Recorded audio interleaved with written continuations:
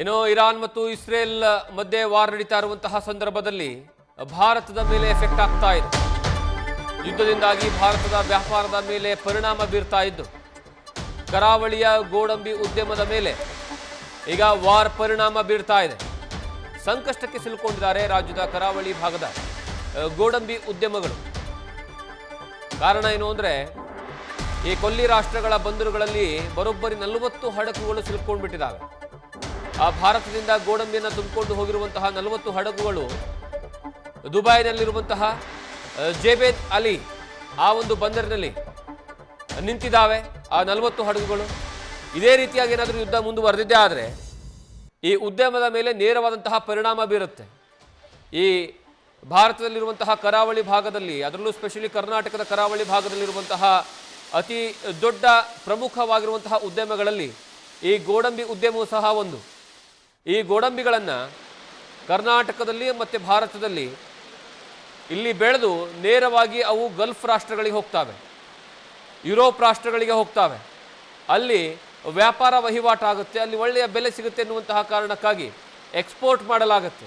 ಆ ಎಕ್ಸ್ಪೋರ್ಟ್ ಮಾಡುವಂತಹ ಸಂದರ್ಭದಲ್ಲಿ ಈಗ ಬರೋಬ್ಬರಿ 40ಕ್ಕೂ ಹೆಚ್ಚು ಹಡಗುಗಳು ಈ ಕೊಲ್ಲಿ ರಾಷ್ಟ್ರಗಳ ಲಂಗರಿನಲ್ಲಿ ನಿಂತ್ಕೊಂಡು ಬಿಟ್ಟಿದ್ದಾವೆ.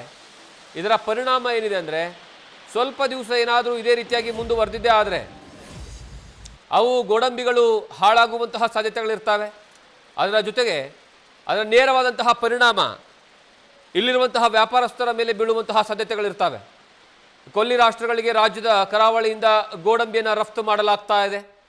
ಆ ಯುದ್ಧ ಪರಿಣಾಮದಿಂದಾಗಿ ಗೋಡಂಬಿ ರಫ್ತು ವಹಿವಾಟು ಈಗ ಸ್ತಬ್ಧವಾಗಿದೆ. ಆ ಯುದ್ಧ ಮುಂದುವರೆದಿದ್ದೇ ಆದರೆ ಭಾರೀ ಪ್ರಮಾಣದಲ್ಲಿ ನಷ್ಟವನ್ನು ಅನುಭವಿಸಬೇಕಾದಂತಹ ಆತಂಕ ಇದೆ. ಕರಾವಳಿಯಿಂದ ಕೊಲ್ಲಿ ರಾಷ್ಟ್ರಗಳಿಗೆ 16,000 ಟನ್ ಗೋಡಂಬಿಯನ್ನು ರಫ್ತು ಮಾಡಲಾಗುತ್ತೆ. ಸಮುದ್ರಯಾನವಾಗಿ ಕಂಟೈನರ್ಗಳ ಮೂಲಕವಾಗಿ ಆ ಗೋಡಂಬಿಗಳನ್ನು ರಫ್ತು ಮಾಡಲಾಗುತ್ತೆ.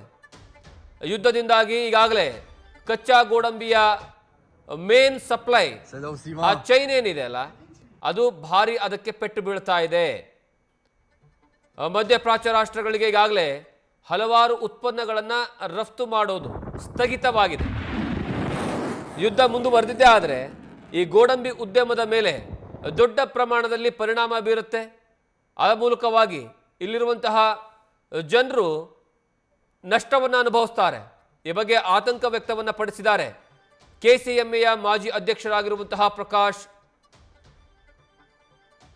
ಹಾಗಾಗಿ ಈ ಒಂದು ಉದ್ಯಮದ ಬಗ್ಗೆ ಬಹಳಷ್ಟು ಆತಂಕ ಇರೋದು ಈ ಯುದ್ಧದ ಪರಿಣಾಮ. ನಾವು ಅಂದ್ಕೊಳ್ಬಹುದು ಎಲ್ಲೋ ಯುದ್ಧ ಆಗ್ತಾ ಇದೆ, ಅದರ ಪರಿಣಾಮ ನಮ್ಮ ಮೇಲೆ ಏನು ಬೀಳುತ್ತೆ ಅಂತ. ಆದರೆ ಪ್ರತಿಯೊಂದು ಹಂತದಲ್ಲೂ ಸಹ ಈ ಯುದ್ಧದ ಪರಿಣಾಮಗಳು ನೇರವಾಗಿ ಆದರೂ ಬೀಳುತ್ತೆ ಅಥವಾ ಪರೋಕ್ಷವಾಗಿ ಆದರೂ ಬೀಳುತ್ತೆ. ಅದರಲ್ಲಿ ಕರ್ನಾಟಕದ ವಿಚಾರದಲ್ಲಿ ಹೇಳಬೇಕಾದ್ರೆ ಈ ಗೋಡಂಬಿಯ ಉದ್ಯಮದ ಮೇಲೆ ಈಗ ನೇರ ಪರಿಣಾಮ ಬಿದ್ದಿರೋದು. ನ್ಯೂಸ್ ಫಸ್ಟ್ ನಿರ್ಭೀತಿಯಿಂದ ನಿಮ್ಮ ಪರವಾಗಿ.